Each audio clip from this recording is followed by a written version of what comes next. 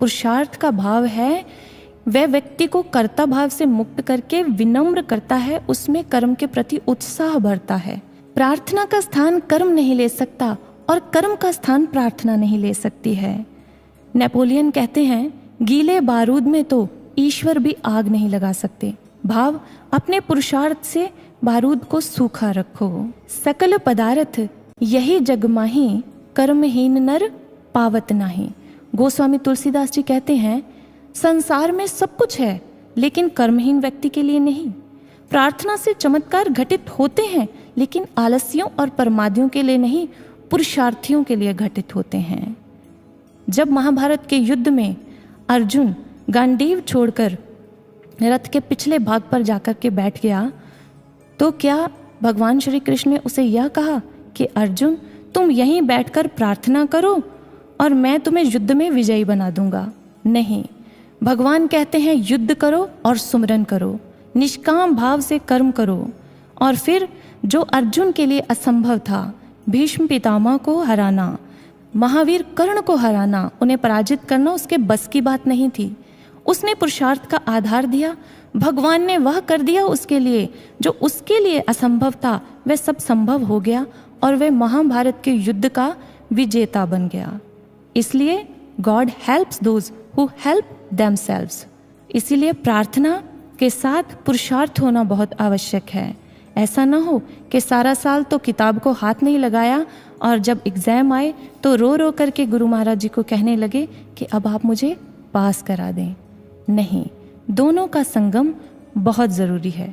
अब देखते हैं कि एक प्रार्थी में विश्वास का क्या महत्व है। विश्वास जहाँ पर संदेह कदम न रख सके, विश्वास जहाँ पर कोई डर बाकी ना हो, कोई प्रमाण की आवश्यकता न हो। विश्वास किसी फूल के जैसा नहीं होता है जो आज खिला और कल मुरझा गया। विश्वास तो चंदन में से उठने वाली उस निर्बंध सुगंध जैसा होता है जो जीवन भर उठती ही रहती है, कभी समाप्त ही नहीं होती है। इसलिए ऐसा विश्वास बनाकर रखें जो गुरु महाराज जी कहते हैं कि विश्वास कम ज़्यादा नहीं होता, या होता है या नहीं होता है। लेकिन जब हमारी कोई मांग पूरी नहीं होती तो हमारा विश्वास डगमगा जाता है। एक भक्त के जीवन की घटना से समझते हैं क्यों कुछ हमारी प्रार्थनाएं, कुछ मांगें पूरी नहीं होती, क्या कारण होते हैं। एक बार एक दंपति जो बहुत वर्षों से महाराज जी के दरबार से जुड़े हुए थे, ज्ञान लिया था, सेवा साधना करते थे, लेकिन विवाह के 8-9 वर्ष बाद भी उनकी कोई संतान नहीं थी। तो उनके रिश्तेदार उन पर बहुत दबाव बनाते थे। तुम गुरु के घर जाते हो, अपने गुरु से कहो कि वह तुम्हें संतान प्रदान करें। वह बार बार उन पर इस बात के लिए दबाव बनाते कि या तो गुरु से कहो या हमारे साथ चलो, हम तुम्हें लेकर के चलते हैं एक तांत्रिक बाबा के पास जो बहुत शक्तिशाली हैं, वह तुम्हें अवश्य संतान प्रदान कर देंगे। दोनों पति पत्नी ने परामर्श किया कि क्या करना चाहिए। उन्होंने महाराज श्री से बात करने का निर्णय किया। नूर महल आए, अर्जी लगाई, गुरु महाराज जी के कक्ष में गए, प्रणाम करके बैठे और गुरु महाराज जी से कहने लगे, गुरु महाराज जी, हमारे पास सब कुछ है और किसी चीज़ का अभाव नहीं है, लेकिन हम निसंतान हैं। आप हम पे कृपा कीजिए, हम निसंतान हैं, हमें संतान का सुख दीजिए। गुरु महाराज जी गंभीर हो गए, मौन हो गए। कुछ देर मौन बैठे रहने के बाद गुरु महाराज जी सिंहासन से उठे और अपने कक्ष में भीतर चले गए। महाराज जी का यूं उठना, मौन रहना, कुछ भी न कहना उन्हें उदास कर गया। वे उदास होकर घर लौट गए और उनकी यह उदासी निराशा में और उनकी ये निराशा संशय में बदल गई। रिश्तेदार तो कहते ही थे कि चलो हमारे साथ। हुआ क्या कि वह अपने रिश्तेदारों के प्रभाव में आकर के धीरे धीरे गुरु घर से दूर होने लगे और एक दिन उनके कहने पर वह तांत्रिक के पास भी चले गए। उनकी श्रद्धा भी साधारण लोगों की तरह उन गलियों में भटकने लगी जो नश्वरता के पीछे भागे फिरते हैं। उनका यह डोला हुआ विश्वास और भटकी हुई श्रद्धा ले गई उन्हें उन्हीं गलियों में जहां साधारण लोग नश्वरता के पीछे दर दर भटका करते हैं। और फिर जैसा तांत्रिक ने कहा उन्होंने किया, जो उसने मांगा उन्होंने दिया। संजोग से वह बहन गर्भवती हो गई। अब तो उन्हें वह तांत्रिक भगवान लगने लगा। अब तो उन्होंने अपने असली भगवान के स्वरूप घर से उठा दिए और उस नकली भगवान को अपना लिया। और जब प्रेमियों ने या किसी प्रचारक ने उन्हें समझाने का प्रयास किया तो वो कहते, जहाँ से हमारी इच्छा पूरी हुई है, जहाँ से हमारी कामना पूरी हुई है, हम तो वहीं जाएंगे। समय बीतता गया।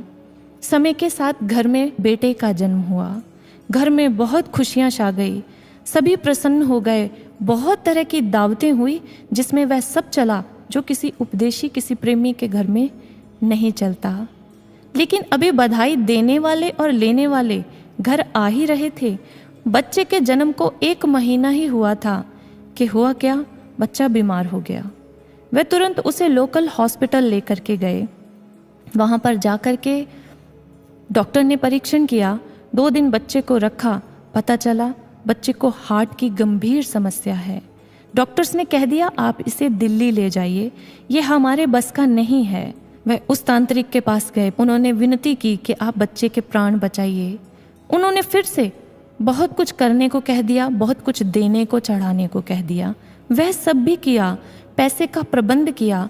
बच्चे को लेकर के दिल्ली चले गए। एक बहुत बड़े हॉस्पिटल में एडमिट करवा दिया। 15-20 दिन बच्चा वहाँ रहा।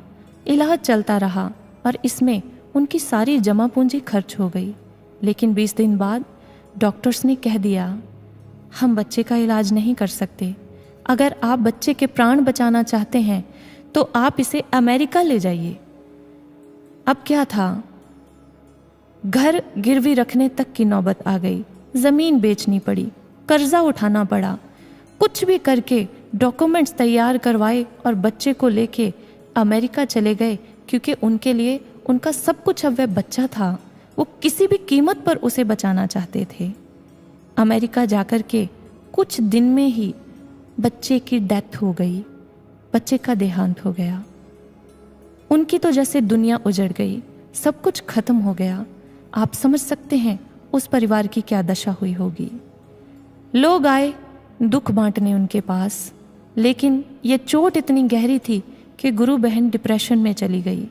और फिर एक दिन एक प्रेमी आया उनके घर, उन्हें समझाने, उन्हें सांत्वना देने, उनका दुख बांटने। उसने सत्संग सुनाया कि नहीं, आप लोग चलो वापस, गुरु घर लौट के चलो। गुरु महाराज जी के दरवाजे आपके लिए बंद नहीं हुए हैं। वह दोनों पति पत्नी बहुत रोए, कहते किस मुंह से जाए महाराज जी के पास, हमने तो पावन स्वरूप तक घर में नहीं रखे। प्रेमी भाई कहता कोई बात नहीं, गुरु कभी नाराज नहीं होता, गुरु कभी नहीं छोड़ता, हम ही दूर हो जाते हैं। वह उन्हें लेकर के महाराज जी के पास आ गया। उन्हें उसी दिन महाराज जी के दर्शनों का सौभाग्य भी मिल गया, प्रणाम करने का अवसर भी मिल गया। गुरु महाराज जी के चरणों में बैठकर दोनों बहुत रोए। प्रेमी भाई ने जो उनके साथ गया था उन्हें सांत्वना दे चुप कराया, महाराज जी को सारी बात बताई। गुरु महाराज जी ने उस समय एक रहस्य का उद्घाटन किया। गुरु महाराज जी कहते, याद है जब 1.5 साल पहले तुम मेरे पास आए थे, तुमने विनती की थी, हम मौन हो गए थे। यह जो बच्चा तुम्हारे घर आया है, यह तुम्हें उस तांत्रिक ने नहीं दिया, यह तो तुम्हारे भाग्य में पहले से ही था। लेकिन इसका आगमन इतना अमंगलकारी था कि ये आता और तुमसे सब कुछ छीन के चला जाता, जैसा अब तुम्हारे साथ हुआ है। तुम दरबार में आते थे, हमारे चरणों से जुड़े हुए थे, सेवा साधना करते थे, उसी का आधार लेकर के हमने तुम्हारे इस कर्म को रोक रखा था। इसलिए हम नहीं चाहते थे, क्योंकि संतान सुख तुम्हारे भाग्य में नहीं था। उस बच्चे ने तो आना था और तुमसे सब छीन कर चले जाना था। इसीलिए हम मौन हो गए थे कि यह कर्म तुम्हारा टल जाए। गुरु भक्तों, गुरु हर हाल में भला करता है। साहिब श्री गुरु अर्जुन देव महाराज जी कहते हैं, तुम करो भला हम भलो न जानना, तुम सदा सदा दयाला। तू हर हाल में दया करता है, लेकिन हम समझ नहीं पाते हैं। गुरु महाराज जी कहते हैं कि तुम्हारा गुरु तुम्हारे मांगने से पहले जानता है कि तुम्हें क्या चाहिए, और वो तुम्हारे मांगने से पहले तुम्हें दे देगा। इसलिए विश्वास यह नहीं है कि जैसा हम कहते हैं महाराज जी वैसा करें। विश्वास यह है कि जो गुरु महाराज जी करेंगे उसी में हमारा कल्याण है। प्रहलाद जब जलती हुई चिता के मध्य अपनी बुआ की गोद में बैठ गया था तो उसे यह नहीं था कि भगवान मेरा रक्षण ही करेंगे तभी उनके ऊपर मेरा विश्वास है। उसे विश्वास है बस हरि जो करेंगे उसी में मेरा कल्याण है।